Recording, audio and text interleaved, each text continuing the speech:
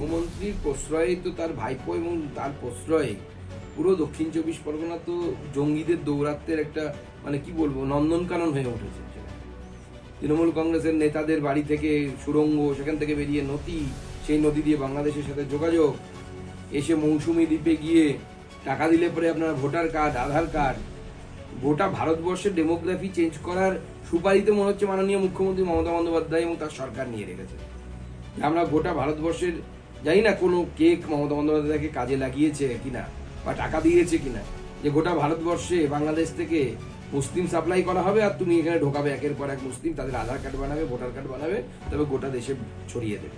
জানি না কেউ ওনাকে এই কাজ দিয়েছেন কিনা, কিন্তু তার সরকার খুব সুন্দরভাবে এই কাজ করছে। এমনকি তার নেতাদেরকে পর্যন্ত আমরা দেখেছি লোকসভা ভোটের আগে এই ধরনের বক্তব্য রাখতে মিটিং মিছিলে, যে বাংলাদেশ থেকে এলে পরে মুসলিমরা এলে তাদের নাগরিকত্বের ব্যবস্থা করে দিতে হবে, ভোটার লিস্টে নাম তুলে দিতে হবে, হিন্দুদের যেন নাম তোলা না হয়।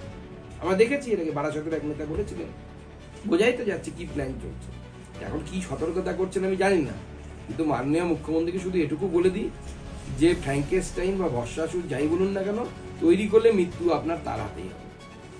রাজ্যের বর্তমান পরিস্থিতি আমাদের জন্য ভালো নয় বা সুখকর নয়, কারণ বাংলাদেশ আমাদের প্রতিবেশী দেশ এবং অটল বিহারী বাজপেয়ী বলতেন যে আপনি বন্ধু পরিবর্তন করতে পারেন কিন্তু প্রতিবেশী বন্ধু পরিবর্তন করতে পারবেন না। স্বাভাবিকভাবে আমরা চাই বাংলাদেশের সুখ সমৃদ্ধি আসুক, বাংলাদেশে শান্তি আসুক সবার আগে। বাংলাদেশে নিত্য প্রয়োজনীয় জিনিসের দাম ক্রমাগত বাড়ছে, যতদূর আমরা মিডিয়ার মাধ্যমে খবর পাচ্ছি। একজন অপরাধ করেছে বলে তাকে চিন্ময় স্বামী তাকে গ্রেপ্তার করা হয়েছে। আমি ধরেও নিলাম তর্কের খাতিরে তিনি না হয় অপরাধ করেছেন, কিন্তু যে কোনো অপরাধী, এমনকি আজমল কাসাব, তারও তো হয়ে আইনজীবী লড়েছিল, তার হয়েও তো আইনজীবী দাঁড়িয়েছিল, যে এত বড় ঘৃণ্য অপরাধ করেছে, মানুষ মারার মতো অপরাধ। আজকে বাংলাদেশে সেই চিন্ময় প্রভুর হয়ে ওকালতি করার জন্য লয়ার পাওয়া যাচ্ছে না, প্রকাশ্যে হুমকি দেওয়া হচ্ছে যে ও চিন্ময় প্রভুর হয়ে যদি কেউ ওকালতি করে তার গলা কেটে দেওয়া হবে, তার হাত কেটে দেওয়া হবে। এই যদি কোনো একটি দেশের অবস্থা হয়, এবং এটাই হচ্ছে সব থেকে বড় উদাহরণ, কারণ একই দেশ ছিল এক সময়, একই ডিএনএ, একই সমস্ত কিছু, একই পরিবেশ, একই বাঁশবাগান, বড় পুকুর, দিঘির মাছ, ধানের ক্ষেত, তার উপর দিয়ে ঢেউ খেলে যাচ্ছে, একই বাংলাদেশ আছে, কিন্তু প্লুরালিজম নেই, সেকুলারিজম নেই, কারণ হিন্দু নেই।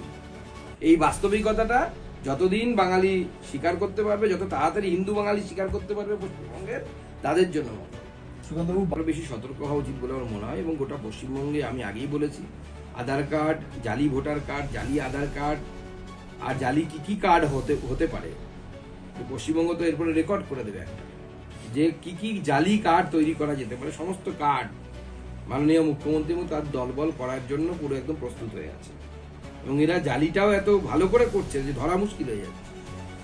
15,000 টাকা দিন আপনি আধার কার্ড নিয়ে। কিছুদিন আগে পাসপোর্ট সেবা কেন্দ্র থেকে একজনকে গ্রেপ্তার পর্যন্ত করেছে পুলিশ। অত্যন্ত চিন্তার বিষয়, বাংলার এই সরকারের মানসিকতা ভারতবর্ষের ইন্টারনাল সিকিউরিটির জন্য থ্রেট হয়ে যাচ্ছে, বিপদ ডেকে আনছে ভারতবর্ষের ইন্টারনাল সিকিউরিটি, মূলত কেন্দ্র সরকারের বিষয়। এবং মমতা বন্দ্যোপাধ্যায়ের মতো একজন ইনডিসিপ্লিন মুখ্যমন্ত্রীও এই প্রথমবার আমরা দেখেছিলাম প্রথম দিকে যে তিনি বাংলাদেশ ইস্যু নিয়ে মুখ খোলেননি, বলেছিলেন এটা ভারত সরকারের বিষয়। এক্সটার্নাল অ্যাফেয়ার্স মিনিস্ট্রির ক্ষেত্রে বা বহির্দেশের ক্ষেত্রে অনেক সিদ্ধান্ত আছে, যে সিদ্ধান্তগুলো সর্বসমক্ষে বলা যায় না, যা করার করতে হয়। যেমন হিন্দিতে একটি প্রবচন আছে, আপনারা নিশ্চয়ই জানেন, হাতির খাওয়ার দাঁত এবং দেখানোর দাঁত দুটো আলাদা হয়। তো স্বাভাবিকভাবে সব বিষয়ে বিবৃতি হয় না। ভারতীয় নাগরিকরা যদি ওখানে আটকে থাকতো, ভারত সরকার অবশ্যই বিবৃতি দিত, কিন্তু ওখানে যা হচ্ছে এটা পুরোটাই বাংলাদেশের ইন্টারনাল ম্যাটার।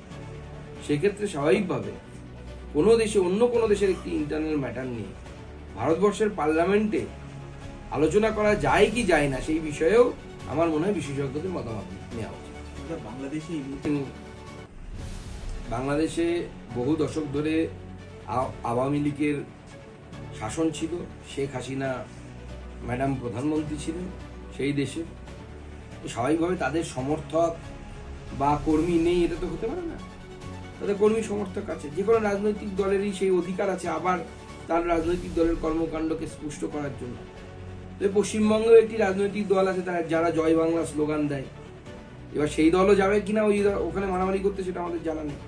তো দুই জয় বাংলা মিলে একসাথে জয় বাংলা করতে যেতেই পারে বাংলাদেশে।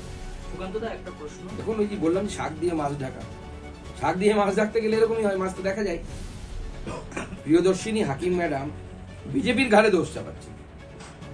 তোমার বাবা বলেছে এই কথা, বাবাকে বোঝাও। এরকম প্রচুর ফিরাদ এসেছে, ঘড়ি এসেছে, মোগলরা এসেছে, তারা সবাই একই চেষ্টা করে গেছে। মন্দির ভেঙেছে, মসজিদ তৈরি করেছে মন্দিরের উপরে, সে মালদার আদিনা থেকে শুরু করে অযোধ্যার রাম মন্দির পর্যন্ত। কিন্তু হিন্দু খতম হয়নি, হিন্দুত্বও খতম হয়নি, হিন্দুরা থেকেছে এবং হিন্দু আছে বলেই ভারতবর্ষের মুসলিমরা সুরক্ষিত। হিন্দু মেজরিটি আছে বলেই ভারতবর্ষ সেকুলার, ভারতবর্ষ ধর্মনিরপেক্ষ, ভারতবর্ষ প্লুরালিস্ট। ভারতবর্ষের সেই সব অংশ যেখানে ভারতবর্ষ থেকে বিচ্ছিন্ন হয়েছে, যেখানে এখনো ভারতবর্ষের মধ্যে আছে কিন্তু হিন্দুদের সংখ্যা কম, সেখানে প্লুরালিজম নেই, সেখানে সেকুলারিজম নেই, সেখানে কমিউনিস্ট পার্টির মেম্বারশিপ নেই। কমিউনিস্ট পার্টিরও মেম্বারশিপ সেখানে কেউ হয় না। এটা বাস্তবিকতা, এটা বাংলার কমিউনিস্টদেরকে বুঝতে হবে। তৃণমূল কংগ্রেস এখন শাক দিয়ে মাছ ঢাকার চেষ্টা করছে। কিন্তু আমি ববি হাকিমকে তো আগেও ধন্যবাদ দিয়েছি, আমি বারবার তাকে ধন্যবাদ দেবো যে মনের কথাটা মুখে বলার জন্য, যে যাতে তারা বিশ্বাস করে। এবং আমি বলছি তো, এটা অত্যন্ত দুঃখের এবং দুর্ভাগ্যের। আমি তো পশ্চিমবঙ্গের বিভিন্ন জায়গায় ঘুরে দেখেছি, পশ্চিমবঙ্গের দ্বিতীয় বৃহত্তম সংখ্যাগুরু সমাজ, সংখ্যালঘু বলে যাদেরকে চালানো হয়, আসলে দ্বিতীয় বৃহত্তর সংখ্যাগুরু সমাজ, যাদের সংখ্যা কোটির উপরে, তারা কিভাবে সংখ্যালঘু হতে পারে? স্বাভাবিকভাবে গোটা দেশে কয়েক কোটি মুসলিম আছে, তো স্বাভাবিকভাবে তারা তাদের বেশিরভাগ অংশ এই ধরনের মানসিকতাকে পোষণ করে। এটা আমার জন্য দুঃখে, তবুও এটা বাস্তবিকতা। আমি গিয়ে দেখেছি পশ্চিমবঙ্গের বিভিন্ন জায়গায় গিয়ে। আজকে আমরা অবাক হয়ে গেলাম যে ওয়াকফ বিল জেপিসিতে গেছে, তা নিয়ে বিরোধিতায় কলকাতার বুকে বিভিন্ন মুসলিম সংগঠনের বড় জমায়েত হল। আচ্ছা, বাংলাদেশের হিন্দুরা অত্যাচারিত হচ্ছে, তারাও তো মাইনরিটি।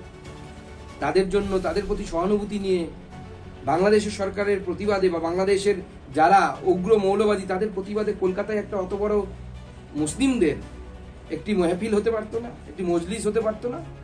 কেন হলো না? এই প্রশ্নটা যদি আমরা করি, কেন হলো না?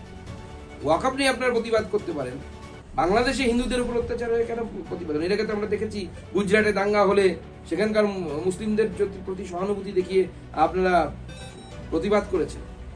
সংখ্যালঘু তো, ওরাও তো বাংলাদেশের সংখ্যালঘু, তাহলে সংখ্যালঘুর হয়ে প্রতিবাদ করছে না।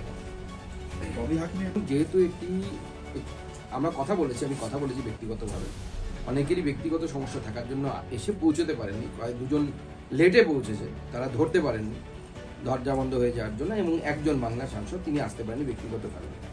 তো এটা যেহেতু পুরোটা হচ্ছে একটি মানে আমাদের সংসদীয় দল, তার একটা পদ্ধতি আছে, আলাদা করে 3 জনের জন্য বাংলার জন্য আলাদা কোনো বিষয় হবে না। এই পুরো যে 20 জন অনুপস্থিত, তার যে আমাদের সংসদীয় দলের যে নীতি নিয়ম আছে, যে 3 লাইন হুইপ যদি ঘোষণা করা হয়ে থাকে, তাহলে অবশ্যই পার্টি সেক্ষেত্রে না থাকলে পরে অনুপস্থিত থাকলে শোকজ করা হবে, তার উত্তর দেবে সাংসদরা। নোটিশ কি পাঠানো হয়েছে? এই মুহূর্তে আমার কাছে খবর নেই যে নোটিশ তারা পেয়েছেন। পশ্চিমবঙ্গে কজন? টোটাল 3 জন। আমার কাছে যা খবর আছে 3 জন আমি পেয়েছি যারা অনুপস্থিত ছিল। কারা কারা তারা? আমরা দেখছি, পরবর্তী দেখে আপনাদের জানাবো। আমি প্রকাশের নাম বলছি না, জেনে আপনাদেরকে জানাবো।